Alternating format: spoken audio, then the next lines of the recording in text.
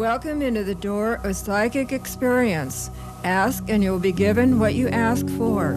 Seek and you will find. Knock and the door will be opened. For everyone who asks receives. Anyone who seeks finds. If only you will knock, the door will open, and the truth within your higher spiritual self will be revealed to you. Come now with us and go where angels come, and you can too. Hello, thank you for tuning in. This is Psychic Experience. My name is Reverend Doris Horvath. I'm the pastor of the First Spiritualist Church, and we have a church where angels come and so can you. We're very interested in healing in any kind of spiritual way that we can find, and we have on the third Tuesday of each month actually a First Spiritualist Church clinic where a lot of healers come. And you'll find by watching this show tonight that we're into anything that you can think about that would help you to heal. And we have a person here tonight who's a very learned expert on a certain subject that I'm going to talk about very soon here. I want to tell you that our church has working earth angels, myself, my assistant pastor, Reverend Marcella Jones, who's a Yuan method practitioner. We have a minister of healing, Reverend Celine Clark, and we have a Reiki teacher master, Reverend Rosie Overlees, and we have another Reverend Margaret Adler, newly ordained. And if you would like to have her phone number, you'll find it at the end of our show. We are in the City Heights area of San Diego, where we've been for over 100 years. Our church is a very old church, 126 years old. Tonight, I'm very happy that I was able to bring into the church TV show here a person by the name of Jeff Green. He is an expert on something that I feel like everyone should know something about. Myself, I'm very concerned about it too. I'm going to tell you a little bit about him before we get started. Jeff Green is a volunteer national director and co-founder of Citizens for Safe Drinking Water, which assists local constituents in developing proactive grassroots legal and legislative strategies for protecting the safety and enjoyment of public drinking water, with a special focus on fluoridation. He has owned and operated Jeff Green & Associates, a management consulting firm providing services to healthcare professionals, including more than 400 dentists since 1972, with a special focus on holistic dentistry and participative management.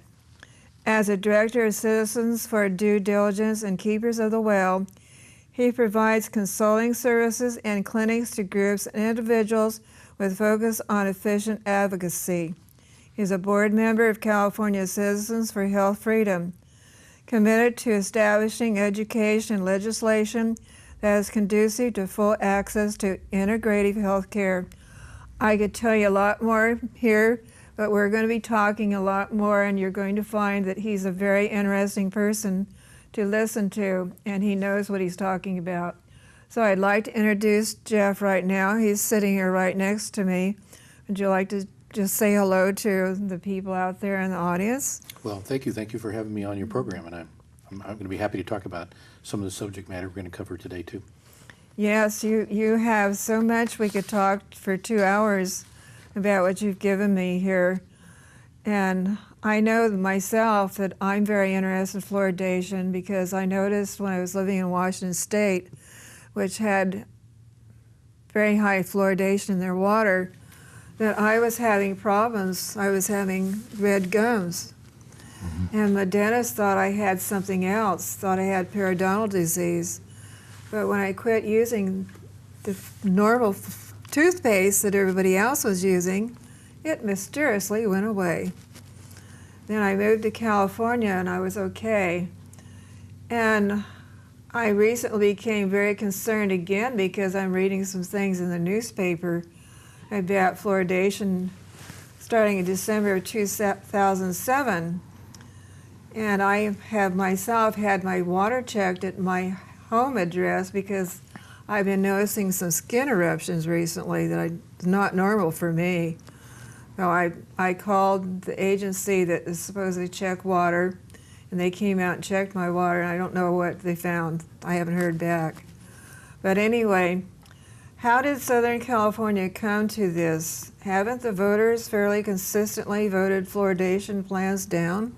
I thought they had. Yeah, and in fact, it's actually really amazing how this has come about, where San Diego and San Diego County, in fact, all of Southern California is being really assaulted by this process. More than 100 times in the state of California, cities have turned down fluoridation, and that included even Los Angeles and Sacramento and San Diego, and numbers of times. And in fact, in the city of San Diego, we actually have a law that was created by initiative by the citizens of San Diego that prohibits fluoridation. Really? I didn't know that. And so what happened was that, in fact, the state legislature in 1995, as a way of avoiding all of these local situations where people didn't want it in their water, they went to the state legislature and decided that they wanted to have it fluoridated. And so what most people would call a mandate, that meant that the state said that that basically the larger water districts had to fluoridate. Now, what happened though is that we were actually able to go out and find out that it was not supposed to be an unfunded mandate. And so we went to different communities, and we were actually able to block them from being fluoridated because the communities didn't want to be fluoridated. So eventually in 2003, they went to Metropolitan Water District of Southern California, which supplies to really 7 counties in Southern California, is the major provider of water in our whole southern area, which is obviously doesn't have a lot of water. And so they, on a very quiet basis, without telling anybody in the communities, voted to go ahead and fluoridate. So despite the fact that none of the cities had even been polled on about it, and I'm not even talking about the citizens, but even the local water districts didn't make any effort to basically put in their own input to the Metropolitan Water District. So they just decided on their own that they were going to go ahead and they were going to fluoridate virtually entire Southern California. And they did it without, again, any fanfare or anybody else knowing what's going on. Now, there's 2 problems with that. One of them being is that there's not any direct representation, so that you and I and virtually no one else in any of these communities had any opportunity to have a say-so on part of this at all. And the second part of it is that they came out claiming that they were being forced to fluoridate by the state. Oh, were they? And they weren't. And so later on they've had to admit that they weren't. And one of the reasons being is because the original law said that you couldn't be compelled to fluoridate unless you had more than 10,000 connections. And Metropolitan Water District is a wholesaler and doesn't have any connections. And then the second part of that is that they couldn't be compelled because the law stated that no one could be compelled to fluoridate unless the funding came from the people other than the ratepayers or taxpayers. So what they're really doing now, and this is amazing, what they're really doing is that they've decided they're going to fluoridate, and then they're pretending that they're not going to charge anybody for it, but in fact they're raising all the water rates for everybody to pay for fluoride. So it's one of the activities that we have. We're trying to encourage people to recognize that they're slipping this in, and whether you're for fluoride or against fluoride, why are we paying for it without being told in advance? And so if you've seen these new rate increases, they never put on there that this is one of the reasons why you're going to have a rate increase, but that's what they're planning on doing to everybody. Oh my goodness. Well, I'm very concerned about all this to the extent that I take a magnifying glass with me when I buy food in the grocery store. I read every single label to see if it says anything about just plain water. If it says purified water, then maybe it's a little bit better to protect myself from it. Well, one of the confusing parts about it in San Diego County is that the media came out and told everybody that we were going to be fluoridated in San Diego. Oh, yes. And then it was our intent to file a lawsuit, that there were plaintiffs in San Diego that were prepared to file a lawsuit to stop all of this. But then it turned out that they really didn't. The city of San Diego is not fluoridating anyone. And so even though they told everybody they were going to do it, so the places in San Diego County like Vista and Fallbrook and Vista and Fallbrook and Valley Center and San Marcos, Carlsbad, Ramona, even in Alpine and a little bit in El Cajon and so forth, they're being fluoridated, but the city of San Diego is not doing it yet. However, that doesn't mean it's not going to happen fairly soon. Ron Roberts, who at one point was the chair, and I think he's basically moved out of the chair and it's switched, but he actually was in the head of a commission called First Five that was actually taking money from the tobacco tax that was on cigarettes. Now, this money was supposed to be set aside by the voters. It was supposed to be set aside to do something beneficial for children under 5 years of age. What they've decided to do is to give the money to the city of San Diego to put in the equipment to fluoridate, but they're going to require that the city fluoridate for some 20 years, meaning that all of us ratepayers and taxpayers are supposed to pay for this because they put up the money to begin with. So there's a lot of deception going on in this. Even if you were for fluoride, there's enough deception to go around for everybody. Well, I was told when I called an agency to find out if my area was fluoridated that it probably would only be between May and September because there would be less water to be had at that time because of more use of water, so they would start bringing in other water that was fluoridated already. Right.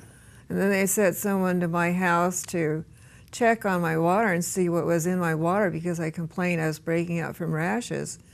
And I've never heard a report. It's been 4 weeks now. Mm-hmm. I'm getting ready to call them back and find out what's going on here and get a runaround. Well, it's also important to know what they're going to be adding to the water because the general population hears the word fluoride and they think it's the same thing that's in toothpaste without realizing all of the different forms of fluoride that are out there. And basically that when you start looking at the fact of what people think that it is, they don't have any concept of the fact that it's actually hydrofluosilicic acid. It's hard for people to say themselves. Oh, okay. But it comes from the phosphate fertilizer industry, and it has arsenic and lead and cadmium and mercury and a lot of other contaminants in it that come from the mining operations. And so this is the same product that can't be put in an ocean, a river, a lake, a stream. It can't be buried. It can't be even given away because it's so toxic. But if they call it beneficial, they can change the label on the back of the truck and they can send it right out here without being batch tested, meaning that they don't have to test every truckload to find out what's in it. And it can be sent out here and say, hey, that's really great for us to take in. And here's one of the most amazing things. We got a congressional investigation on fluoride. And none of the newspapers in San Diego County were willing to tell anybody that we had a congressional investigation. Oh, really? And one of the questions that was asked of the EPA is please send the data that you have, the toxicological data, the actual studies on the actual products that are used in 90% of these fluoridation programs. The U.S. EPA came back and said, we can't find one. Oh, that's interesting. What's amazing about that, they couldn't find one toxicological study on the short-term, mid-term, and long-term effects of the actual product they put in there. So what we see is we're seeing all these endorsements by these different groups of the public policy because they think, hey, this has got to be great for kids. That's what we've been told. There's no proof of that. But nobody wants to stand up and be responsible for the product. Oh, my God. Well, so what can be done? Can we do anything about this by contacting a city attorney or? Well, yeah, this is one of the amazing things is that, especially because of the city of San Diego, I don't know if we're still the 6th largest city in the United States or not, but the city basically, we have a law that prohibits fluoridation. We have this complex situation where through deception they're trying to shove it down everybody's throat. But whether it's Michael Gary or whether it's one of the other attorneys, does have to be a decision are they working for a city council who wants to be fluoridated for some other political reason, or are they willing to support what the people have said all along? And the easiest way is not about fighting about the science about fluoride. That's already been determined that by 3 different courts that it's harmful. What it really needs to be done is that the actual chemical suppliers, there's not one chemical supplier in the entire United States that's willing to raise their hand and say, our product is actually effective at reducing the incidence of tooth decay when you swallow it, and it's safe for infants and children and elderly. Not one chemical manufacturer in the entire United States is willing to take responsibility or accountability for the product. Now, I don't care if you're building a building, you're going to build a rec room someplace or something like that. If a concrete manufacturer came in and said, well, I can't tell you my stuff is going to work, I mean, that's, I would call that a misuse of public funds, if nothing else. Right. Oh, my God. So we could go to the city attorney. The second thing is that it basically is First Five as a commission that people could write First Five and let them know that if you're really going to do this, then amend your funding grant so that a chemical manufacturer would have to say it. Would have to tell you that it actually works. And if you're not going to do that, then quit using our funds that we took for our tax money that we're supposed to be using for kids, because if no one will raise their hand, we shouldn't be doing this on what I call endorsements. You know, and I personally believe that endorsements are not a good substitute for due diligence, for finding out what the facts are. I wonder why I haven't seen anything on the internet that would be like a petition to have people sign and get maybe 100,000 people to sign it and then send that along with. What's happened is that the Metropolitan Water District doesn't care, and neither does our city council. Unfortunately, they don't care. We've provided them the information. I actually filed a lawsuit against the city of San Diego. We actually lost at the appellate court, but the only reason we lost was because the city of San Diego said, we're not going to do it. We won't fluoridate. Oh, they did. And so I end up losing the suit, but it becomes moot because they said they weren't going to put it in. So they have not put it in as yet. But so our problem is, if you go petition them, they're going to go, oh, well, the state's going to make us do it. It's not correct. But, you know, so unfortunately, this is not about science. This is about political science, and what, you know, that's our real difficulty. So it is helpful if you're willing to write, you know, whether it's your county supervisor or the city council, if you're willing to write them and let them know that you're not willing to let them put in a product that has never been tested or never been studied before. But if you go in and if you write in and say how bad it is, they just go, yeah, we've heard that before. Oh, my. Well, what is the actual nature of fluoride, since we've gotten into this? That maybe there's a lot of people out there that don't really know what it is, what it does. Yeah, it's amazing because almost, you know, for the general public, most of the information is about whether it's good for kids, and it's talked about as if it's a single little thing that basically is put in either your toothpaste or your water, and it reduces tooth decay. And they don't realize what the real aspect of fluoride is. The first part of it is that fluorine, which is the element, is one of the halogen group. And the only reason that I risk saying that in front of an audience that may not have a science background is that we're accustomed to the names of these other halogen groups: chlorine and bromine and iodine, iodine being the only one that's actually essential for us at all. But the chlorine and bromine and iodine and fluorine. And so if you look at what those are, you look at them, they kill things. They're used to kill things is what they do. Now, the most amazing part of it is that the fluorine is the most negatively charged element in the whole world. Oh, my. So if you look at a periodic chart, for those people who are used to looking at it, you have a square like this, it's on the top upper right-hand corner. It's the most aggressive seeker of another electron. It's the most interactive of all the elements in the whole world. And the reason why I bring this up is because it's prized by industry for what it can do. Its main function is to disrupt molecular bonds. It's fantastic at that, so it's used to refine almost every heavy metal. The product that they're going to end up putting in the water that nobody can pronounce, this hydrofluosilicic acid, is used to crack petroleum products. It's used in the petroleum industry.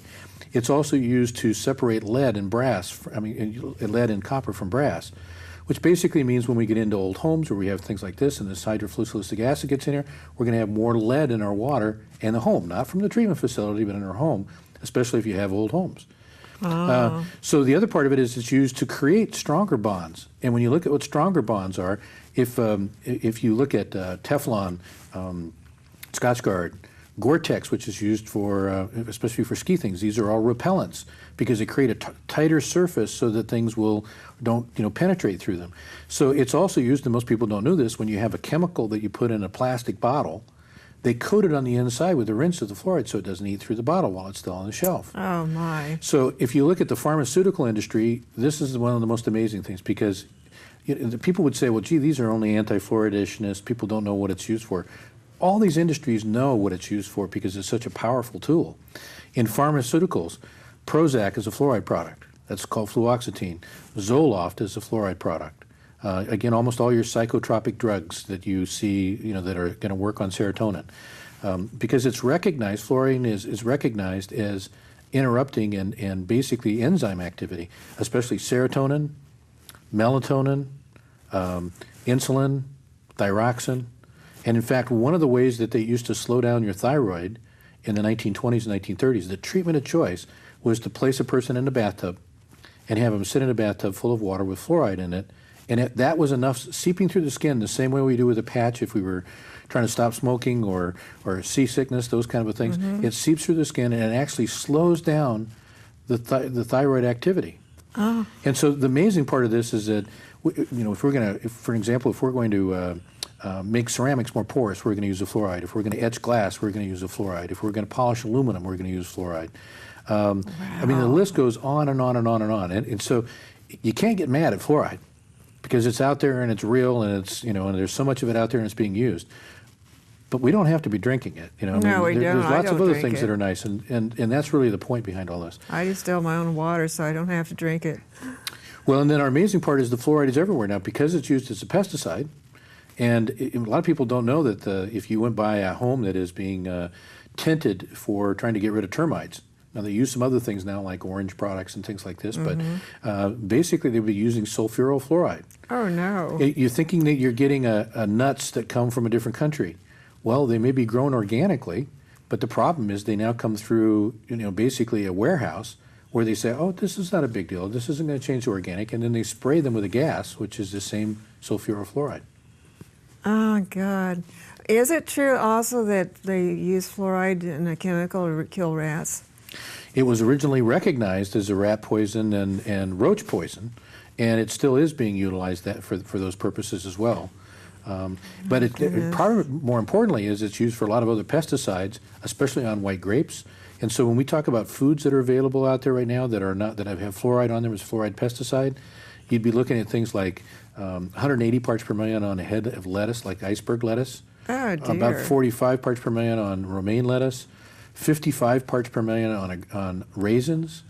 It's on white grape juice, so when you look at the bottle, when you go into your favorite store and you think you're doing yourself a favor because you're getting 100% berry juice and you're not drinking all these other kind of things, and you look on the back and if it says white grape juice, unless it says it's organic, you're getting a tremendous amount of fluoride, higher than what we're talking about being in the water. Oh, my. And And it's not coming from the water. It's in cereals because of the pesticide on the grain, and then they process it. It's in lunch meats, processed lunch meats, because they mechanically debone them. And so you're looking at things like fish sticks and chicken strips and those kind of things. These all have fluoride contents in them. Oh, and so murder. even if we didn't have, you know, in the water, we weren't fighting about it, people are already being inundated from this. So the test that we've gone through with other city councils is show us the population that's not being overexposed. I wonder what these people are going to look like 10 or 15 years from now. Well, we're seeing the, you know, whether it comes specifically from this, there's lots of other reasons for it, but we're seeing the problems with thyroids, obviously, all across, you know, the United States especially. I don't think there's anybody out there in your audience that doesn't know somebody that doesn't have a thyroid problem. And they may want to fight about whether it causes hip fracture or whether it causes cancer or doing the rest, but they have absolutely no doubt about its impact on especially children and other people who are susceptible. And so the people who are listening to us in the city councils and state legislatures, they're pretty quick to walk the other way. You know, Well, that's too bad. Well, what happens to the skin? Well, the dermal exposures are pretty important. You had described earlier about you had maybe skin eruptions and so forth. Yes. Again, I was telling you before, hydrofluosilicic acid itself, they don't have any long-term or those kind of studies on it, but they have the ones that are acute, and meaning, you know, what happens when you get overexposed in one moment where you get way too much. And of course, the things they describe are digestive problems, skin eruptions, those kind of things, and so it's real common for that. Our biggest problem, again, though, is the fact that we're absorbing it through the skin, and what I look at this is that, you know, children, it was nothing for my child to be in a bathtub for 45 minutes at a time. Yes, mine did that too. Well, in order to affect the thyroid back in the 20s or 30s, it was only 20 minutes being in there. And so, unfortunately, the filters, there is no way to filter out fluoride, so you can't filter it out of a shower. Oh, dear. And so, unfortunately, people who love to take long showers or baths, and especially those people who are much more susceptible already, that becomes really important. So would they be okay? They just took a shower for 8 minutes and got out and wiped themselves off real quick? Well, the fluoride is different than what you think is being chlorine. It's going to be absorbed into the skin. And our difficulty with chlorine is more about gassing. Oh. And with the fluoride, it's the fact that it's going to get in the skin and it's going to go in. And remember, when I mentioned to you before that it's the most negatively charged element in the world, it's looking for something positive. And its best buddy in the world is calcium.